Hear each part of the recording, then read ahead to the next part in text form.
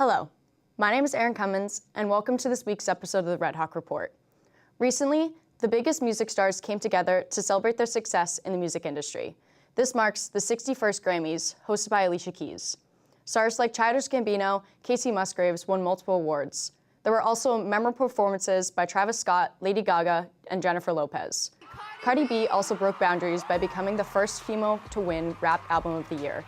Music legends Diana Ross and Dolly Parton were also honored for their years of success.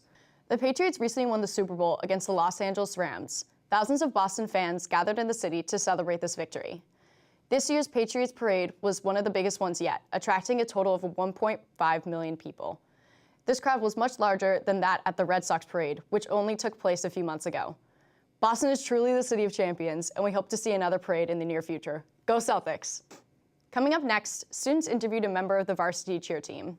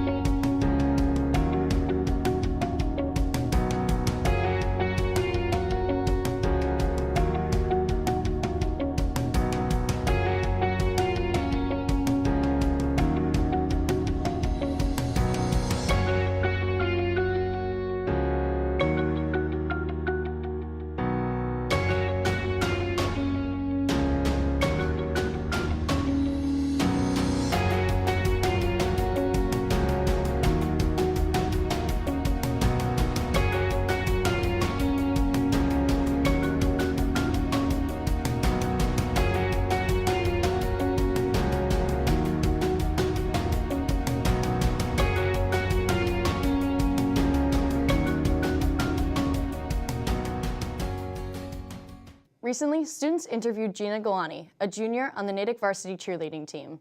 The team just got back from their nationals in Dallas, where they placed second overall. I'm Gina Galani. I'm a junior at Natick High School, and I cheer for the varsity cheerleading team. I started cheering in the youth program, so around second grade, and my brother was involved in football through the youth program, so my mom decided to sign me and my sister up to cheer for the program as well. Well, when I first started, I knew a lot of the girls on my team, and we all became really close. And it was just really fun because it's one of those sports where you actually get to work together with one another. You're not just doing everything on your own. It's not just what your ability is. It's putting things together and working with one another to make skills look really good.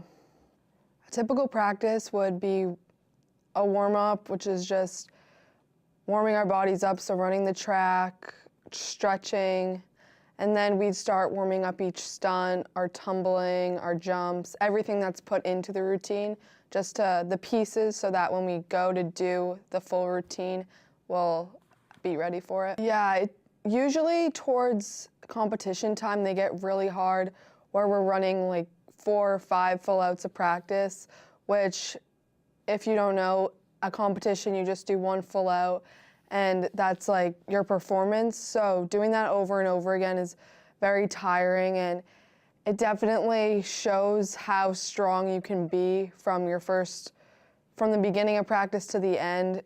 Our coach really pushes us to make the end of practice the best, so just pushing through is really important. So we start at the end of August and we end in end of March, depending on how far we make it in our league. That's what usually ends up happening, but it's not a year-round sport, except for the fact that after the season does end, we keep working as a team. We'll usually go to workouts with our coach or just roll out the mats after school and practice the stunts.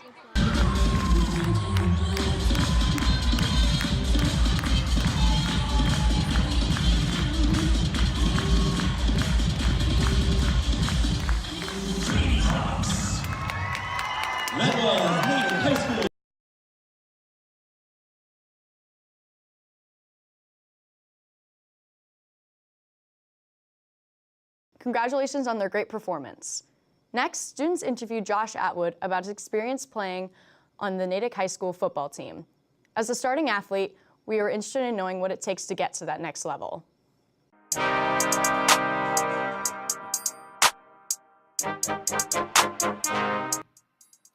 Natick High School football holds a rich history and is considered one of the best programs in the state. It is led by head coach Mark Mortarelli, as well as many other strong leaders and staff members. The tradition within the program is special, and Natick residents always come to support the Redhawks no matter where the game is. Josh Atwood is a 3-year starter on the team. He plays defensive tackle and offensive line. Atwood is one of the main leaders for the Redhawks as he was named senior captain for next year's squad. He knows what being a captain means to his teammates and what it takes to get them to the playoffs next season. The Redhawks look to bounce back after a tough playoff loss to King Philip last year. The team's main goal next season is to get to Gillette Stadium for the state championship game, and they hope with strong performances led by the defense and the offense and the captains that they will get there.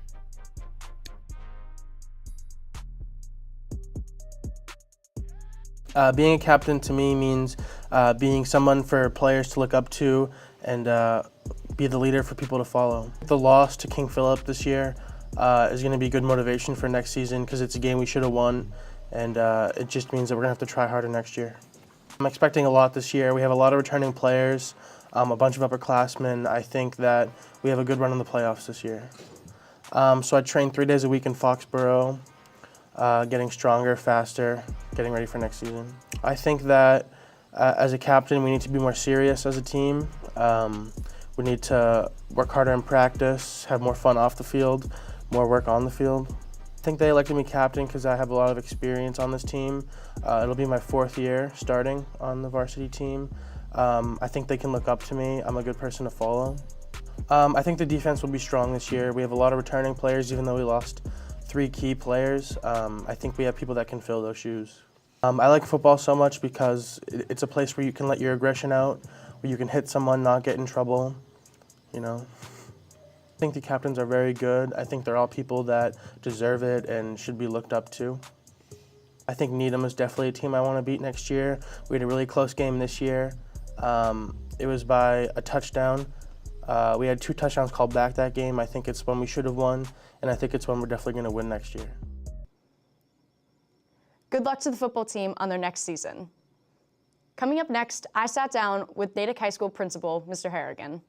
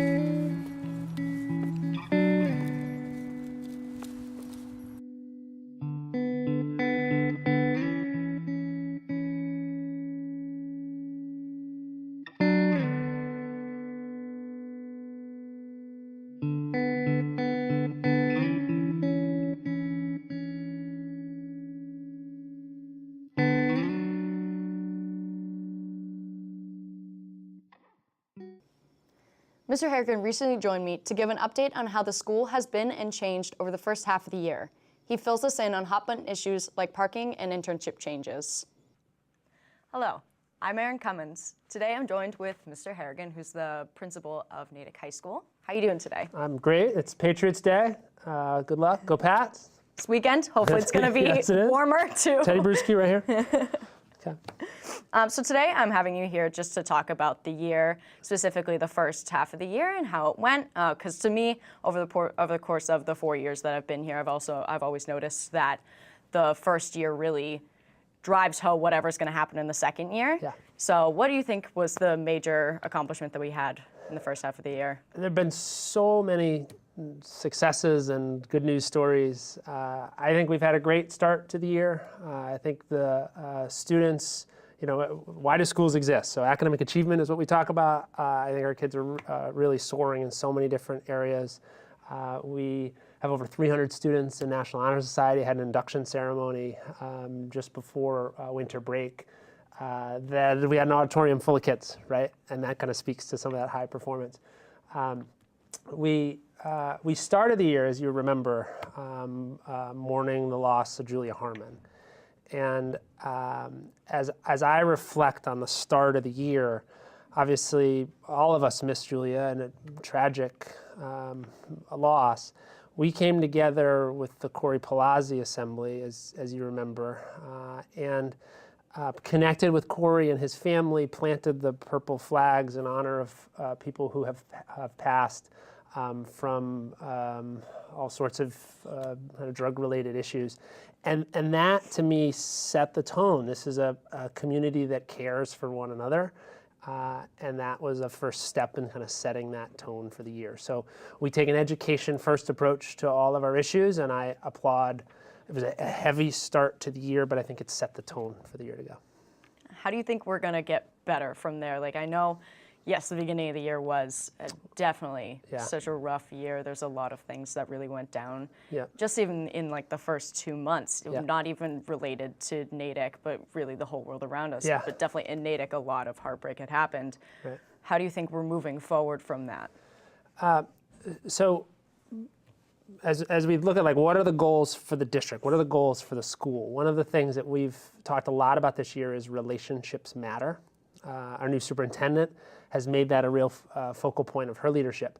We do test scores so well. We do the measurable things in education so well, right? When you look at Natick High School, we're in the best state in the country for education. We took the PISA test last year. PISA is this international study. We outperformed our peers domestically, globally. And these are the data bears this out. The only place that outperformed us is Shanghai, China, right? It's an exceptional place, and I hope the kids feel that. I hope the community knows and appreciates just how extraordinary Natick High School is and the performance of our students. The relationships matter component of that, it says, okay, so we do all of that stuff extremely well. Are we connecting student to student, student to adult, and adult to adult? Like, are we building the authentic human relationships that are so important to our emotional health, towards our physical health, and just to our long-term success? So I want us to try to slow down when we can. I want us to try to get to know one another. And we've done a number of things this year and beyond. Our new mentorship program is something I'm really excited about because that took 150 11th and 12th graders who volunteered to give up some of their summer vacation, volunteered to give up one CDS block every week. It's a lot of time to welcome our 9th graders and to get to know them, right?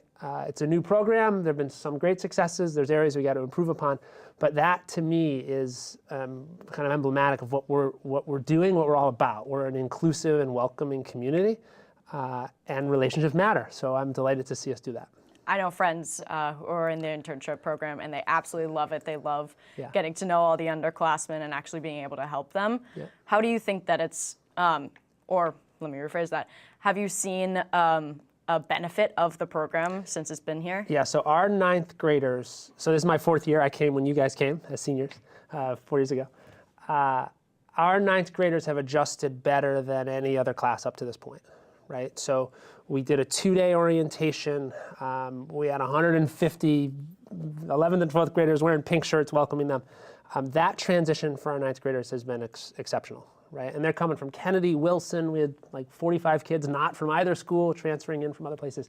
And that's scary. I mean, you think back to your ninth grade year when you first walked in here, it's like, where do I go for lunch? Like, where's my first block class? Like, that's scary stuff, and to have an upperclassman welcoming you. So that's been really beneficial. When we start to look at the mentorship data itself, right, are the kids connecting every other week when they meet in that CDS block? Some groups are working better than others, but kind of all in all, I think it's the right program. And yes, we're going to make some improvements and tweaks to it, but overall, I think it's been very effective. Yeah, I remember freshman year, I was horrified. I was lucky enough to have my sister who was a senior here, but I couldn't imagine doing it without her. So I think the mentorship program definitely was an amazing thing to incorporate here. Yeah, great. Speaking of underclassmen, I know there's been a lot of like changes that have come out in the past few months that are related to the underclassmen. Yeah. If you wanted to touch upon that really quickly. Are you talking about parking and are you talking about internship? Oh, I'm talking about both. All right, so let's start with parking. Let me just say, I didn't take this job to be a parking attendant, right? And students, you want to get to school safely. I'm fully committed to that. We have a problem in that 500 students are vying for 300 spaces. It's the nature of a school that's growing. I understand the convenience side of it. I have a sophomore daughter myself. I live in Hopkinton. And next year as a junior, she'll get her license. It'll be very helpful for us as a family should she be able to drive and park on campus. That said, 500 students vying for 300 spaces, something had to give. So there's been a lot of conversation about this. We ended up putting a fee on, as the students know. We had to do a lottery for juniors. Sophomores are not allowed to park on campus. We simply don't have the spaces. And as this all rolled out, the seniors didn't like the fee, the juniors didn't like the lottery, and the sophomores didn't like being shut out entirely. And I get it. These are important issues and important for a busy family. So we do just have to kind of feel our way. We did a survey of area towns. We were one of the only towns without a fee. We're one of the few towns that have as many spaces as we have. There's some neighboring communities charging upwards of $300 in a fee. Some schools just say no student parking. So Newton North literally has 0 spots for students to park. So I don't, this is different. We have the spaces, we just don't have enough for everybody. So I appreciate everyone's patience, but I know it's created quite a bit of buzz around here. Internship. We have 190 seniors, your class, who are, as of right now, planning to go on internship April 1st. Starting next year, we will no longer be running that internship program as it's currently organized. We're changing the program to something that we're calling Capstone. The biggest reason is we wanted to give students additional adult support in preparing for the internship, securing the job, creating goals and a project plan, and then at the end of what will now next year be a full year experience, having something tangible that they can say, I produced the following as a result of my experience.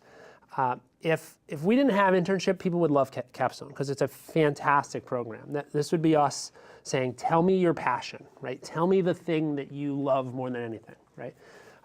We had a student at Newton North that we went and, as we learned about the programs, one of the students there said, I want to be a writer. I want to explore what it means to author, publish my own novel. He interned with an editor, studied the author-editor relationship, and when he met with us, he showed us his novel, right? So that's the sort of program we're trying to build. It's honoring your passion, it's turning it into a product all your own. So next year, Capstone will be a full year experience. It actually counts as 3 elective classes. It'll have credit unto itself. It'll have a teacher unto itself. So a very different program. We've had about 30 students apply for the new program for next year. But I know a number of kids are lamenting the loss of internship. We simply can't run both programs concurrently. So if it's full year, would the student then have to replace like an elective that they had with it? Is that why minimal people have signed up for it? Yeah, so seniors may take 6 classes or 7. So first semester, it counts as one class. It meets every other day, like every other class. And in that class, they're doing resume writing, they're doing interview skills, project planning, like all the kind of life skills that kids tell us they want to learn, right? All this Pro-5 graduate work we keep talking about, we're trying to get you ready for college, career, and life. And these are some of those kind of life skills that we're going to help the student get ready for. So first semester, you could take 5 classes in this, right? Or 6 classes, and this could be your 7th. Second semester, it actually counts as 2 classes, and it rarely meets. So that's the release time to go do your internship. So you could take 4 classes and these 2, right? And in some cases, you could be red classes, blue free, right? Or morning classes, afternoon free. So 150 hours total requirement of experience, plus something at the end to say, here it is, this is all my own. One quick example, a student at another school, his dad is a contractor, he builds houses. The student interned with a marketing exec because he wanted to help his dad rebrand the company. So his dad was really good at building houses. He wasn't very good at marketing and social media and web design and things like that.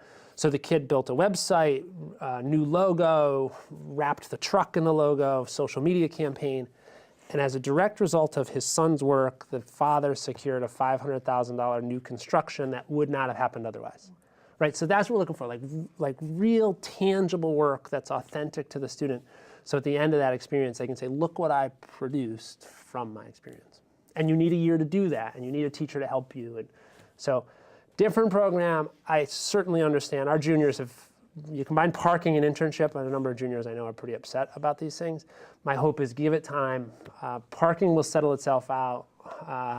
We are looking for additional spaces. And then on the capstone, I think it's going to be a fantastic program once we build it. It definitely sounds like a fantastic Kind of cool, program. right? Yeah, as excited I am for internship, I definitely wanted to learn like different skills, like resume building. I know that internship now has it. It's just very fast. Yeah. So definitely full year is going to be so beneficial for them. Are you going out on internship? I am, yes. What are you doing? Paradise Photo and Video downtown. Nice. Should be very good, yes. Yeah, so then you'll have a portfolio. You'll have your own work that you can show, and that's picture that full year experience that you can then be so reflect nice. on. Yeah. Very nice. Good. So a lot has happened first year. What can we expect for the second half of the year? All right, so we're moving fast, right? So there's a lot coming. We just launched esports. I don't know if you heard about this, but 26 schools in Massachusetts are doing competitive gaming, League of Legends. So we're building that esports team right now. So that will launch into second semester. And it's just another example of us trying to offer anything and everything to kids to kind of meet them where they are, right? If that's your interest, hopefully we can build an experience that's really fun around that. So that's something that's exciting. I just announced the other day an exchange program with our sister school in the Gambia, West Africa. So we're starting to talk about that a little bit, where ideally we're getting a very small group, 2 to 4 students that will go there in the summer. And then we're going to welcome up to 6 Gambian girls here for a 3-week visit next October. So you'll be gone, but the other students will meet some friends. And just quickly, the story there, this is a school that was formed 9 years ago. And as the old Natick High School was being torn down and the new Natick High School was being built, one of our former students, Erica Chalmers, asked Mr. Galvin if she could have the desks and chairs to send to this school in West Africa. She raised over $10,000 for a shipping container.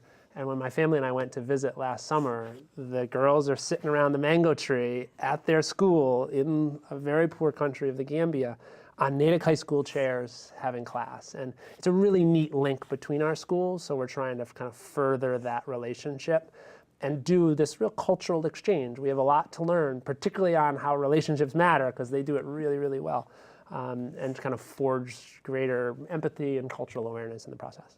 That's crazy. So that's kind of cool. That's going to be so cool. Yeah. Just also, your class, obviously, second semester is a lot of getting our seniors ready for that next step and celebrating all of your success. So we're looking forward to graduation and class night. It's a big awards ceremony for the senior class. So a lot of tremendous things that will happen to thank your class. I actually think you guys I have a particular kinship with you guys, having started with you 3.5 years ago. And a part of it, you guys have just a lot of terrific leaders. So it's starting to reflect on the impact you've made and get you ready for next step. It's crazy. It's already February. It's already the fast, second isn't it? half of the year. Yeah, you hanging in there though? Oh, I'm hanging in there. Yeah. As soon as winter's over, Yeah. then it'll be like, whew, gone. I have Like- a few seniors saying they're starting to feel senioritis set in, so resist the temptation. So Yes, yeah, resisting the urge, but good. all right. Well, thank you so much for joining us, Yeah. and thank you for joining us on this episode of the Redhawk Report.